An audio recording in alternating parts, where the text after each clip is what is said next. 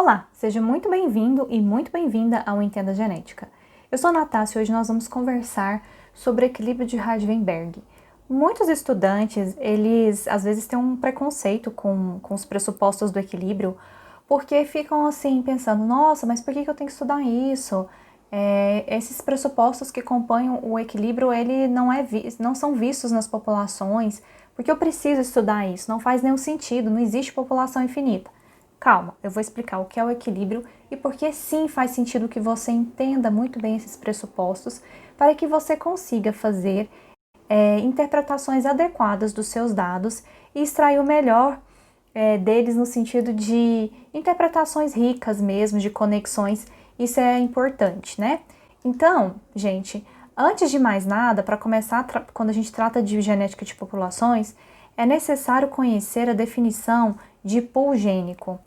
Pool em inglês é reservatório, né? Pensa no swimming pool, piscina, né? Reservatório de água.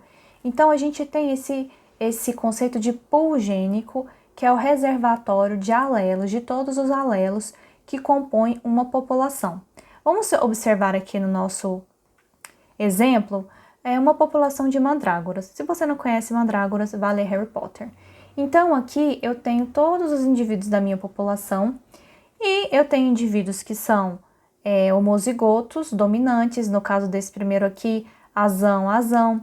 Eu tenho indivíduos heterozigotos. Heterozigotos são aqueles que têm duas formas alélicas na sua constituição. Então, aqui eu tenho azão e azinho.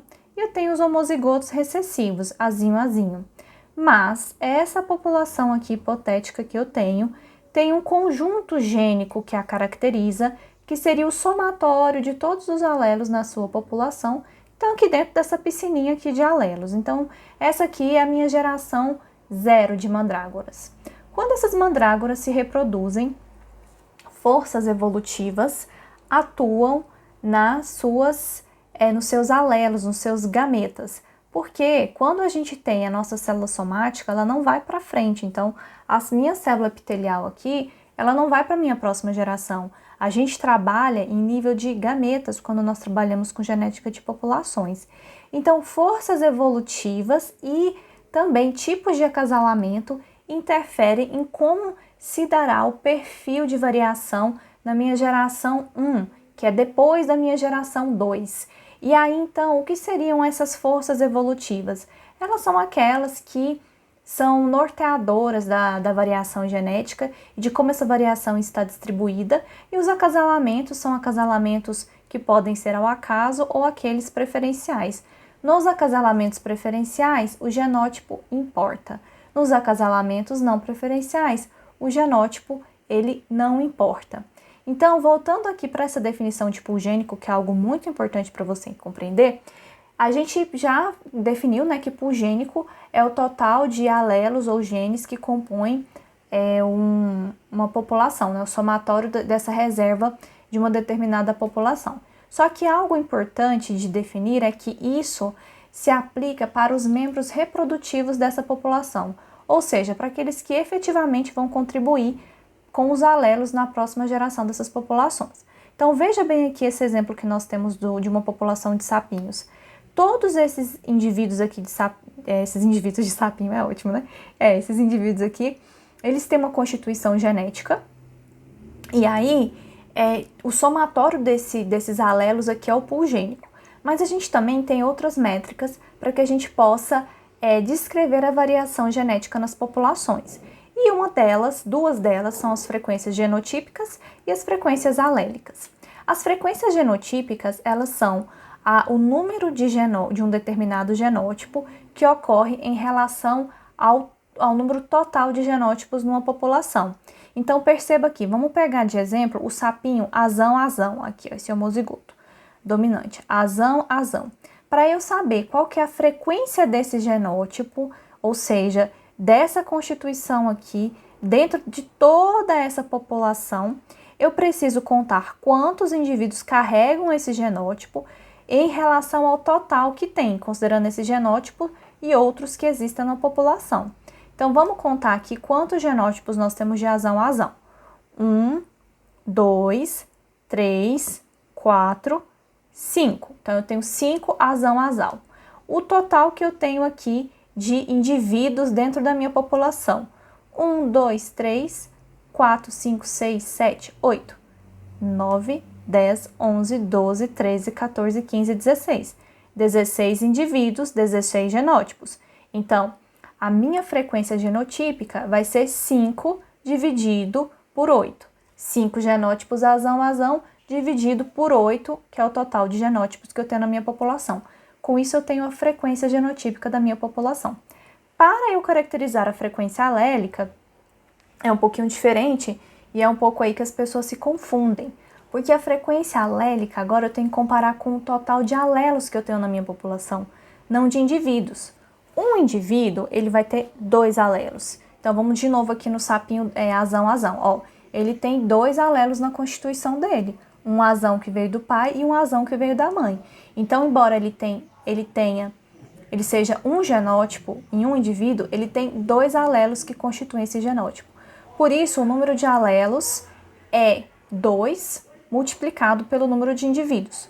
Como nós temos aqui 16 indivíduos, o nosso número total de alelos vai ser 2 vezes 16, que dá 32. Então, para eu fazer a minha frequência do alelo, eu vou ter que contar quantos alelos eu tenho, por exemplo, no caso do azão. Então, vamos lá. Eu tenho 1, 2, 3, 4, 5, 6, 7, 8, 9, 10, 11, 12, 13, 14, 15, 16, 17 e 18. 18 alelos azão. Então, vai ser 18, porque é o número de azão que eu tenho, dividido por 32, que é o número total de alelos que eu tenho na minha população. Então, essas são formas de descrever a variação nas populações. Observar o pool gênico, observar as frequências alélicas e as frequências genotípicas. Mas, o que é que gera essa variação? Eu mostrei para vocês no exemplo da mandrágora, que de uma geração 0 para uma geração 1, a gente teve diferença na constituição dessas populações, porque fatores evolutivos e o cruzamento estavam atuando ali, moldando essa variação da diversidade genética. Os fatores envolvidos nesses processos são aqueles mecanismos que geram variação no DNA. E aí, gente, o único mecanismo que gera variação no DNA ali, que vai alterar a forma alélica, é a mutação. A mutação, ela vai, então, pegar um determinado alelo que eu tenho e gerar uma nova variante para esse mesmo gene. Então, eu tenho gene e várias formas alélicas. Ela vai gerar uma nova forma alélica correspondente a esse gene. Isso é o processo de mutação, é a matéria-prima da evolução. Só que essas questões de mutações, elas são muito raras de acontecer. A gente tem mecanismos nas células, que são os mecanismos de reparo, que fazem toda a revisão quando há algum tipo de mutação na nossa célula. E sobre isso já tem uma aula aqui no canal, dá uma olhadinha. Mas nós temos as mutações que são as mutações pontuais, isto é, a inserção de um nucleotídeo ou a deleção de um nucleotídeo. Nós temos os tipos de mutação estruturais, que quando você tem, por exemplo, uma translocação, que você troca partes de pedaços do cromossomo e altera a ordem. A gente tem também as mutações numéricas, que é quando você tem uma duplicação de um cromossomo, ou então uma exclusão, uma deleção de um deles. Além disso, nós temos o embaralhamento dessa variação genética durante a meiose, no processo de recombinação, quando a gente tem ali o pareamento do material genético que vem do pai e o material genético que vem da mãe, há uma possibilidade de embaralhar essas formas alélicas no cromossomo a partir do processo de recombinação. Outro mecanismo que leva à variação, mas não faz novas formas alélicas, viu, gente? Novas formas alélicas, como eu pontuei, é a mutação. É o fluxo gênico. Imagina só, você tem uma população A que tem uma variante genética que não existe na população B. Se um indivíduo que está na população A, então, com essa variante que não existe na B, migra, ele está levando consigo as variantes para esse local. Só que não adianta ele simplesmente ir para essa população. Não, ele precisa também cruzar com alguém lá para poder deixar esses alelos nas populações e alterar, então, a variação genética nessa população. A outra forma de variação seriam os mecanismos de mudança, que vão alterar as nossas frequências alélicas e as nossas frequências genotípicas. E aí a gente tem 3 aspectos principais. A seleção natural, que atuará em um determinado momento, X, em determinado ambiente, favorecendo alguns genótipos ou fenótipos melhores adaptados para aquela situação. Então, esse é um mecanismo que altera as frequências genotípicas e alélicas. O outro é a deriva genética. Quanto menor uma população, maior o efeito da deriva, porque há uma chance de, por um acaso, ela mostrar um alelo nessa população e fixar esse alelo, torná-lo mais frequente ao longo das gerações, reduzindo assim a variabilidade genética. E também sobre deriva, a gente já teve uma aula e está no canal. E no canal, no Facebook, no Instagram, tá aí, gente, vocês vão procurando. E o outro mecanismo são os cruzamentos, né? Os cruzamentos, eles podem ser tanto cruzamentos ao acaso, quanto cruzamentos preferenciais. E nos cruzamentos preferenciais, é importante, sim, o fenótipo, o genótipo, ele importa. No acasalamento aleatório, não. Então, um exemplo de acasalamento aleatório que a gente tem é o grupo sanguíneo. Ele segue um perfil de acasalamento aleatório. Por quê? Você não sai perguntando, qual que é o seu grupo sanguíneo? Isso daí não é um fator de interferência. Então, é um modelo que segue os cruzamentos aleatórios. Enquanto que os preferenciais pode ser tanto quanto coloração, de penas em aves, a gente também tem canto, horário também de abrir flor, fechar flor, momento, tudo isso pode também gerar, inclusive não simplesmente por ser um acasalamento preferencial, mas também por ser uma barreira ao acasalamento. Tem outros fatores ali que atuam. Tudo isso, então, gera tanto a variação quanto mudanças nas frequências alélicas e são responsáveis por criar novas variações, né, dos mecanismos de variação e alterarem a organização da variabilidade genética nas nossas populações. E aí, então, gente, entra o equilíbrio de Hardenberg. No equilíbrio, a gente tem uma bolha, a gente tem um mundo hipotético. E neste mundo hipotético, fatores evolutivos não atuam. Como assim, Natácia, fatores evolutivos não atuam? É uma população hipotética. Nessa população, você não vai ter efeito de seleção natural, a migração ela é desprezível, a população é muito, muito, muito grande, tão grande que ela pode ser infinita. E em virtude disso, a gente não considera o efeito de deriva. Porque lembra que a deriva, ela atua mais fortemente em populações menores? Se você tem uma população muito, muito, muito, muito grande, você não tem o efeito da deriva. Os acasalamentos, eles são aleatórios. Você tem um organismo diploide, a frequência de machos e fêmeas é a mesma nessa população. As gerações não são sobrepostas. Como assim as gerações não são sobrepostas? Isso significa que o organismo nasce, ele cresce, reproduz e morre. E nesse processo não pode haver outra geração que esteja em contato com essa geração. A partir do momento que ele reproduziu, tchau, adeus. Se houver uma convivência, né, de gerações ali, já não segue o modelo. Por isso que a gente diz que no equilíbrio de Hardenberg, a gente tem gerações discretas, gerações sem sobreposições. E a gente tem reprodução assexuada também. E o genótipo, gente, tem adaptabilidade igual. Você não tem um genótipo que tem uma característica mais favorável em relação ao outro. Isso não importa. Tudo isso sobre o acasalamento aleatório e sem o processo de fluxo gênico ou migração. Você não tem migração entre populações. Esse equilíbrio, ele segue uma fórmula matemática, um binômio, que é o P ao quadrado, 2PQ e Q ao quadrado, e a gente vai explicar para vocês como a gente chega nessa derivação dessa fórmula. Mas para que você entenda melhor ainda o que seria o equilíbrio de Hardenberg, pensa aí num baralho. Você tem uma caixinha com baralho lá dentro, e aí nesse baralho você sabe que o número de ases que tem lá dentro não pode ser maior que o número de rainha, por exemplo. É rainha que fala? Valete? Sei lá, enfim. Não é maior, não pode ser maior. Você sabe como as coisas funcionam ali. E não importa se você tá jogando burro, cacheta, se você tá jogando truco, não importa quantas vezes você embaralha esse baralho, quantos jogos você tenha nessas combinações, a frequência, a quantidade de cartas de cada uma delas está ali fixa. Por quê? Porque você tá com um ambiente controlado, tamponado dentro daquela caixinha. Isso é o que ocorre no equilíbrio de Hardy-Weinberg. Você não vai ter a ocorrência de uma frequência alélica simplesmente modificando a frequência de um alelo em relação ao outro.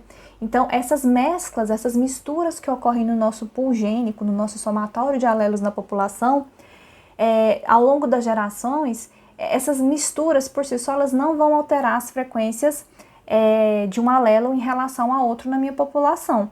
Portanto, não importa quantas vezes você embaralha as cartas e redistribua, esse baralho vai continuar o mesmo. E aí que a gente diz que as forças evolutivas não atuam nessas populações.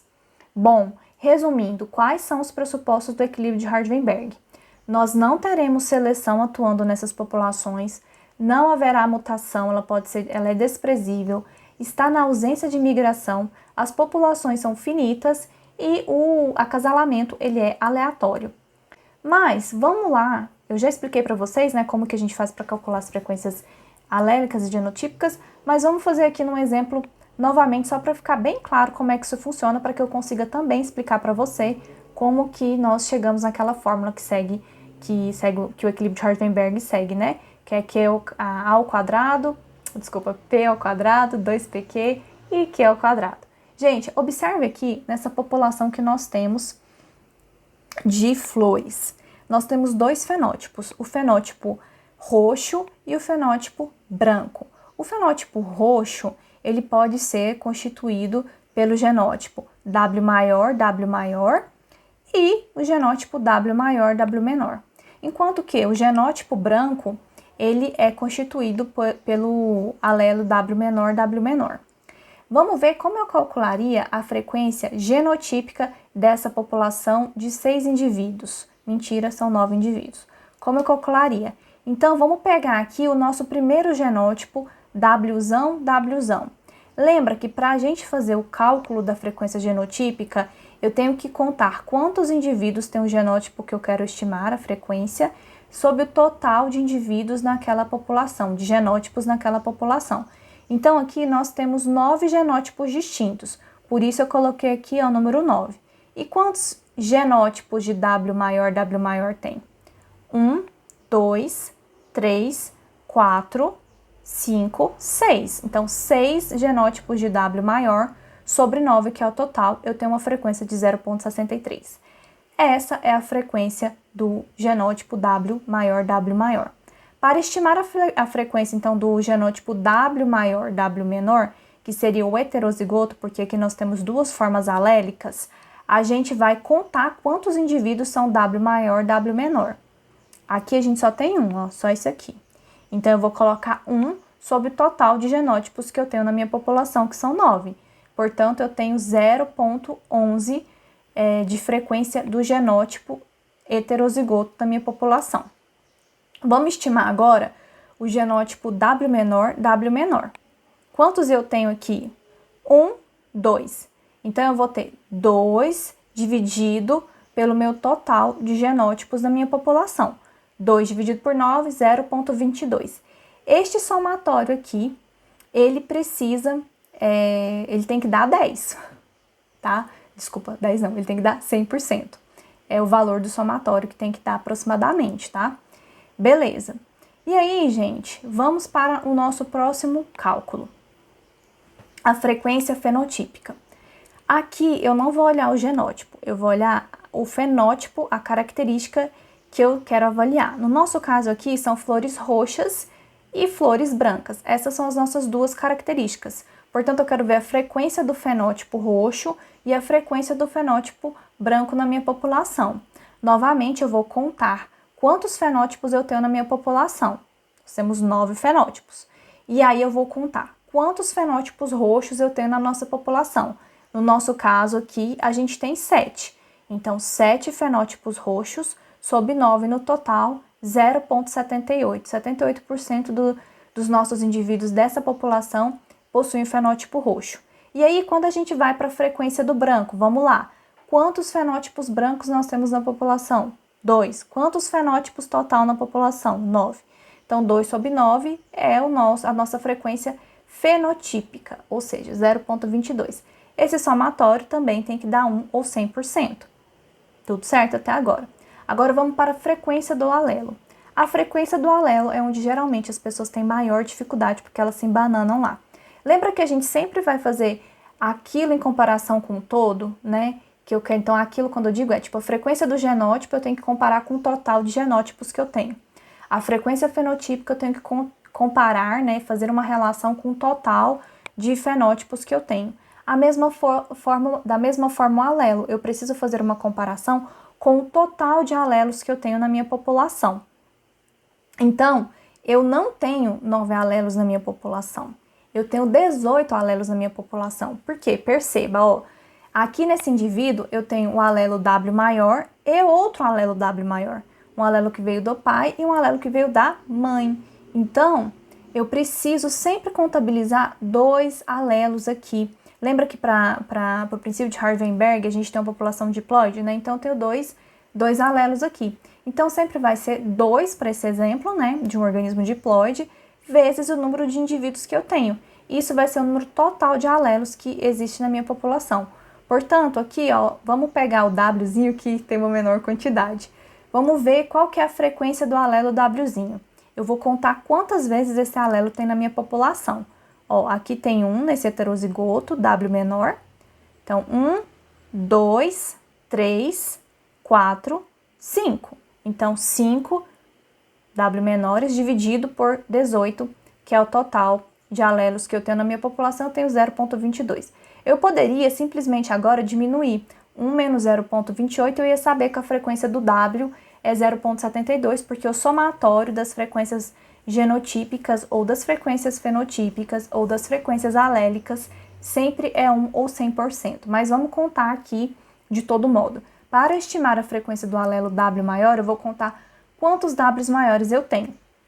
Então, ó, 1, 2, 3, 4, 5, 6, 7, 8, 9, 10, 11, 12, 13. Então, 13 dividido pelo total é o tanto que eu tenho de frequência desse alelo na minha população, 0,72.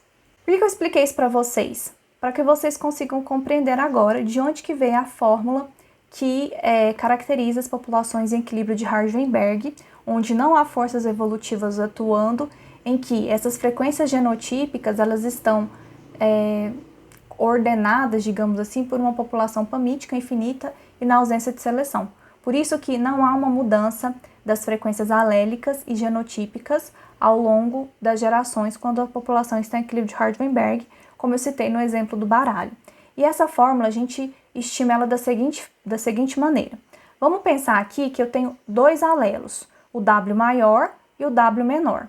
O W maior eu vou convencionalmente chamá-lo de P, e o W menor eu vou convencionalmente chamá-lo de Q. Poderia colocar qualquer letra, mas a gente vai colocar P e Q, que é o que está nos livros didáticos para ficar mais fácil para você. Mas aí, o que acontece? As frequências de P e Q são as mesmas entre fêmeas e machos. Então, eu vou dizer que um óvulo dessa planta aqui, ela pode tanto contribuir igualmente com P, que seria o nosso W, ou Q, que seria o nosso W menor. Assim como o pólen dessa flor, ela poderia contribuir igualmente com W maior, que é o P, e W menor, que é o Q. E aí, gente, para eu saber qual que é a probabilidade de um genótipo ocorrer, eu tenho que multiplicar a frequência desse alelo, que vem do pai, com a frequência desse alelo, que vem da mãe. Portanto, vamos ver qual que é a frequência genotípica esperada sobre o acasalamento ao acaso no equilíbrio de Hardenberg para o genótipo Wzão. Aqui, se eu falei para vocês que o W é P, então vai ser P, a chance de P encontrar com P.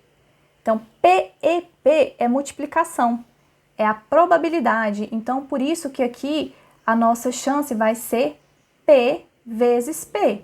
P vezes P é P ao quadrado. E aí, vamos agora para o Q. Q está errado aqui no meu slide. Vocês corrijam isso daí, porque tá filmando aqui agora, não tem jeito. Mas aqui é para ser Wzinho, porque o corretor, ele corrige automático. Então, vamos lá. Wzinho vezes Wzinho seria Q ao quadrado, porque é Q vezes Q. Ser um genótipo em que eu tenho a ocorrência de Wzinho menor, que é ao quadrado, tranquilo. E aí, vamos agora para o nosso heterozigoto. O heterozigoto vai ser a chance de W menor encontrar com W maior. Por isso que é P vezes Q. Só que eu também tenho uma outra probabilidade de socorrer, que é o W maior encontrar com o W menor. Aqui. O W maior encontrar, aqui, o W maior encontrar com o W menor. Então, também vou ter W maior, W menor, PQ. PQ e PQ é a mesma coisa. Então, a gente ocorre duas vezes a chance de você ter um heterozigoto. Por isso que na fórmula a gente considera 2PQ, por causa disso, porque aqui a gente tem duas vezes essa chance de ocorrência do heterozigoto. E esse 2PQ é o que a gente utiliza para estimar a diversidade genética nas populações. A diversidade genética ela é medida com a variação, com os heterozigotos que a gente tem dentro dessas populações. E esse aqui é o quadrado de Punnett, que a gente usou aqui para mostrar para vocês como é que esse binômio se dá. Então, é a chance de um alelo, ao acaso, encontrar um com o outro, no caso aqui do homozigoto, e eu coloquei que isso aqui é um Pzinho e aqui é um Pzinho no W, então P vezes P, P ao quadrado. Depois, a chance de um heterozigoto, o W maior é P e o W menor é Q, então PQ, mas isso pode ocorrer duas vezes, portanto 2PQ. E Wzinho, que é o quadrado, porque eu coloquei que um W era Q e outro W era Q. Os dois alelos juntos é a probabilidade de ter Q e Q, então por isso que é Q ao quadrado. E aí, gente, dentro do princípio de Hardt-Weinberg, né, que é o princípio, ele foi definido em 1908 por duas pessoas distintas, um físico e um fisiologista. O Hardt, o Hardt era um matemático e o Weinberg era um fisiologista médico. A gente tem essa formulazinha que a frequência de um alelo A, vamos colocar aqui como P, mais a frequência de um alelo Azinho, vamos colocar como Q, é igual a 1. Ah, Natácia, mas e se tiver 10 alelos? Você vai somar A mais B mais C mais D mais E mais F mais G mais H mais I igual a 1. Não importa a quantidade de alelos que você tiver na população, você vai somar e vai colocar igual a 1. E os genótipos sempre vai ser P mais Q mais C mais o número de alelos que você tiver elevado ao quadrado. E aí a gente vai ter, então, a partir desse binômio, a probabilidade, né, a frequência genotípica que eu encontraria numa população caso ela estivesse em equilíbrio de Hardt-Weinberg. E por que é importante isso, gente? Porque a gente compara. Então, eu sei que uma população em equilíbrio é algo, assim, hipotético de ocorrer mesmo. Só que isso me mostra num cenário onde forças evolutivas não ocorrem, como eu esperaria encontrar essa população. Por isso eu utilizo essa fórmula. E depois eu verifico o que eu efetivamente encontro e eu faço a comparação, porque cada fator evolutivo vai deixar uma assinatura na sua população. E a partir da comparação do que é não ter uma assinatura com o que é ter uma assinatura, você consegue inferir o que pode estar ocorrendo ali.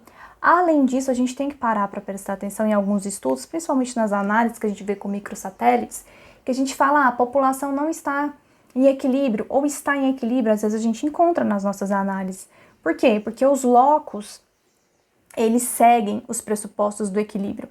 E a gente tem que lembrar que a gente está mostrando genes. E às vezes as pessoas, elas pegam os dados lá e extrapolam como se fosse para todo o genoma daquela população. Não, na amostragem que você fez, daquele material genético, com aquele número de marcadores, você encontra A ou B. Então, às vezes, você vai ter, como eu falei para vocês, o tipo sanguíneo, por exemplo, ele é um exemplo que segue o equilíbrio de Hardt-Weinberg.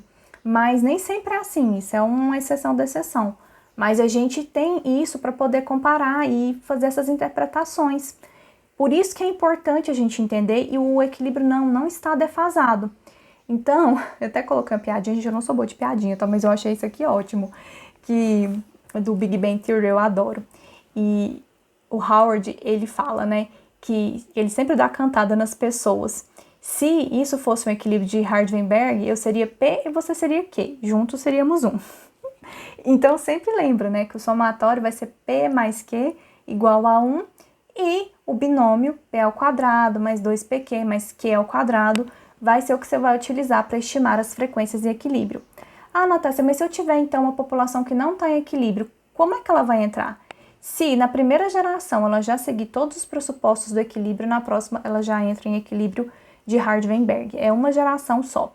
Então, essas relações matemáticas que a gente tem que norteiam o equilíbrio de Hardenberg, ela nos permite prever as frequências genotípicas nessas populações a partir das frequências alélicas que nós encontramos. Então, lembra que eu conversei com vocês que nós temos fontes de variação e que nós temos aqueles mecanismos de variação, mas nós também temos mecanismos de mudança da variabilidade genética, organização. E se algum desses mecanismos ocorrer na minha população, eu tenho uma frequência alterada daquilo que eu esperaria encontrar em equilíbrio de Hardenberg. E aí, a partir desse sinal, eu consigo fazer a interpretação dos meus dados. Eu gosto bastante de uma frase que o professor Fábio Ceni fala, e eu tive uma alegria muito grande de ter feito meu doutoramento no laboratório dele, da professora Maura. Eu retirei essa frase de um livro dele, um livro muito, muito legal, gente, chama Cada Caso, um Caso por Acaso. Eu aconselho muito vocês a lerem. Quem sabe, gente, até pensei em fazer um podcast dos capítulos de livro, alguma coisa assim, que eu acho que é bem bacana, é bem leve. E ele diz o seguinte sobre essa questão do equilíbrio de Hardenberg, né, da gente estudar ou não.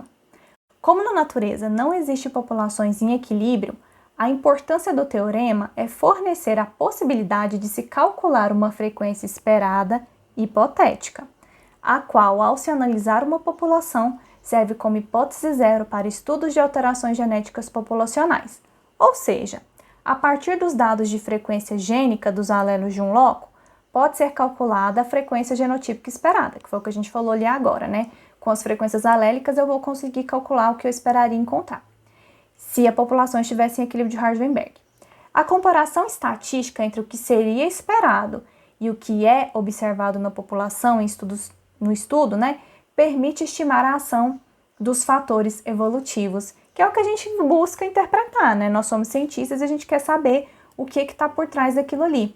Por isso, a importância dos modelos hipotéticos, para que a gente consiga se nortear. E eu fui me atinar dessa importância, gente, quando eu estava um dia em São Paulo e eu olhei o mapa do metrô. E aí, por exemplo, se eu tivesse aqui na Estação Luz, aqui na linha azul, e eu quisesse, por exemplo, sei lá, ir para Liberdade, eu sabia que eu tinha aqui na orientação Jabaquara, e aí eu ia ter que descer uma, duas, na terceira estação depois.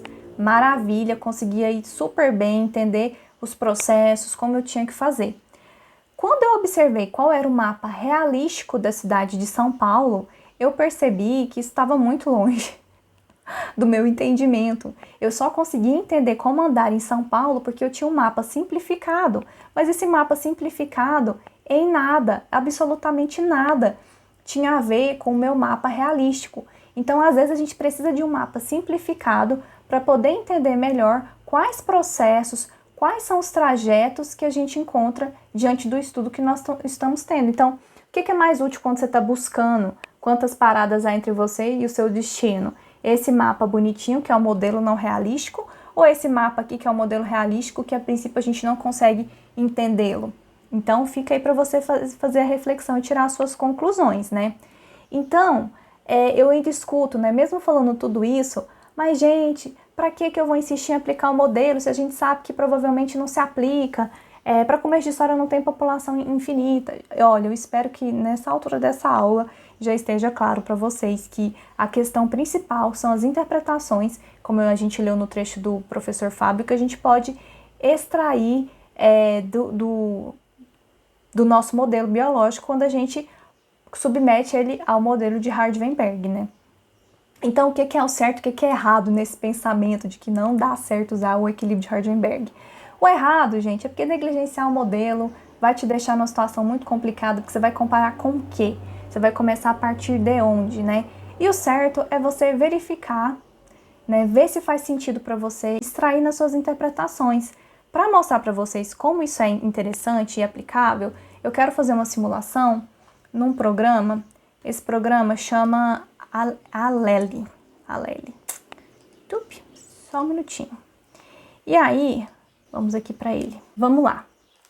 Vamos fazer uma simulação em uma população que está em equilíbrio de Hardenberg, beleza? Olha só, eu vou começar com uma frequência do alelo A1 de 0,5.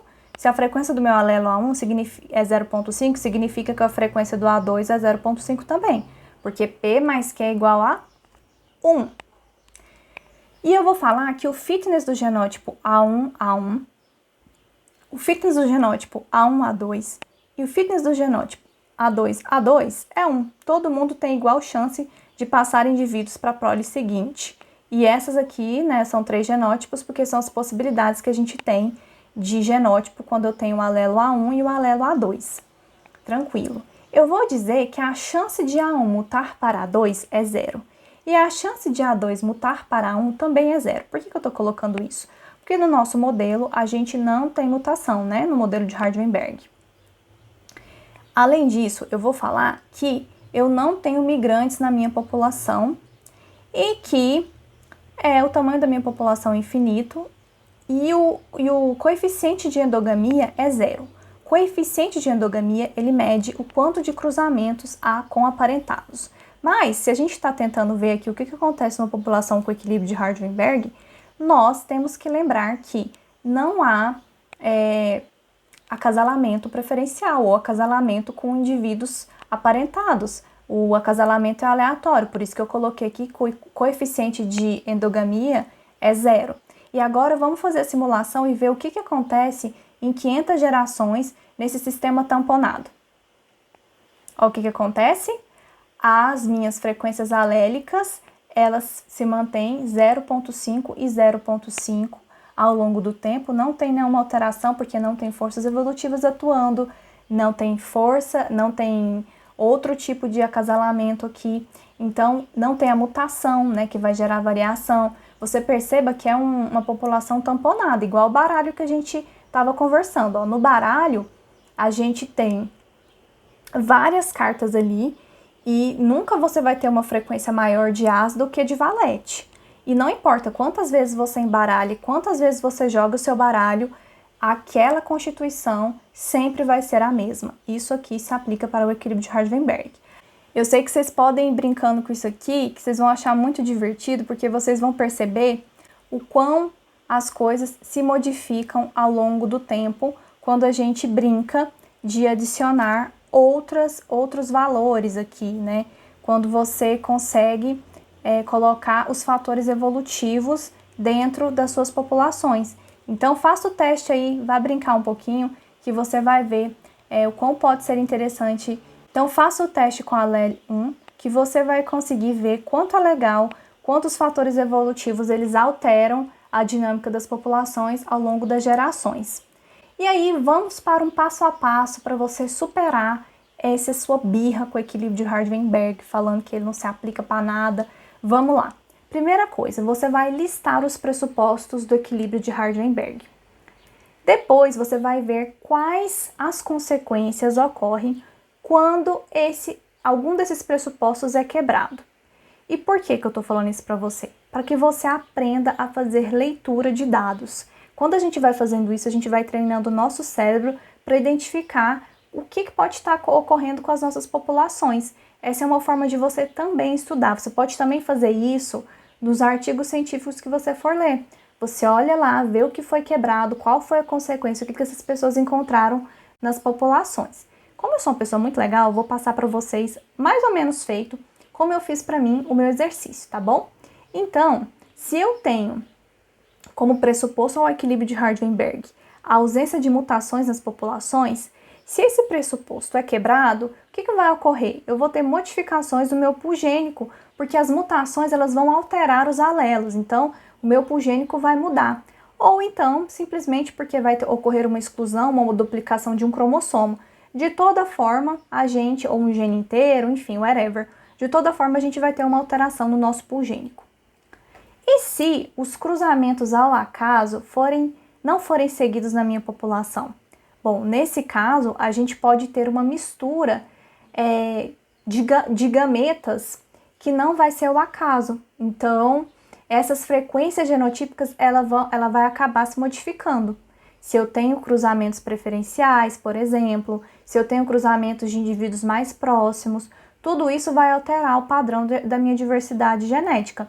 Eu posso ter uma maior taxa de endogamia, que são os cruzamentos entre os indivíduos aparentados, a diferenciação entre populações, porque se eu não tenho cruzamento mais ao acaso, né, pode ser que os acasalamentos preferenciais vão isolando essas minhas populações. Então, se os gametas não vão misturar ao acaso, a gente já tem aí uma mudança nas nossas frequências genotípicas. E se for quebrado a ausência de seleção natural, se eu tiver seleção natural?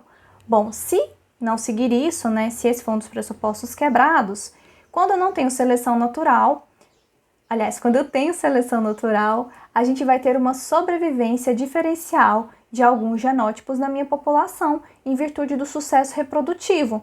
E aí isso pode modificar as nossas frequências alélicas ao longo das nossas gerações. E se o tamanho populacional não for mais muito grande?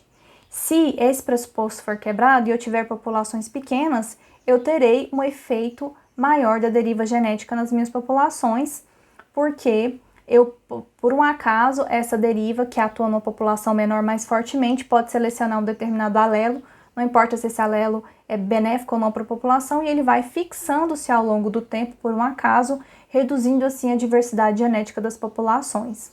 Se a ausência de fluxo gênico for quebrada, o que vai ocorrer é que as frequências alélicas elas podem ser alteradas simplesmente pela inclusão de uma nova forma alélica a partir de um migrante.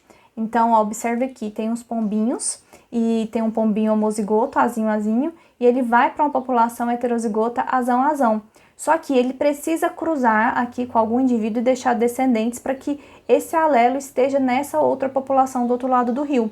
Portanto, isso pode sim alterar a frequência alélica nas populações. Ó, aqui não tinha nenhum azinho, já alterou a quantidade. Lembra que frequência alélica é P mais Q? Então, aqui não vai ser 100% azão mais, porque agora a gente vai ter, uma vez que ele cruze com outros indivíduos, a presença da outra forma alélica azinho. Pessoal, eu espero que a aula tenha sido proveitosa e que eu tenha tirado essa objeção de que equilíbrio de Hardenberg não serve para nada, que não sei o que lá, supera esse negócio e observa bem quais são os pressupostos, faça esse exercício que eu falei, especialmente quando estiver lendo os artigos, que eu tenho certeza que logo você estará muito bom para ler dados, interpretar os seus resultados. Compartilhe esse vídeo com algum amigo que você sabe que pode se interessar pelo assunto. Vamos espalhar coisa boa aí pela internet e ajudar pessoas e construir uma rede sólida aqui de entendedores e entendedoras que buscam cada vez mais se ajudar e entender mais sobre genética. É isso, gente. Até breve. Terminei, eu terminei.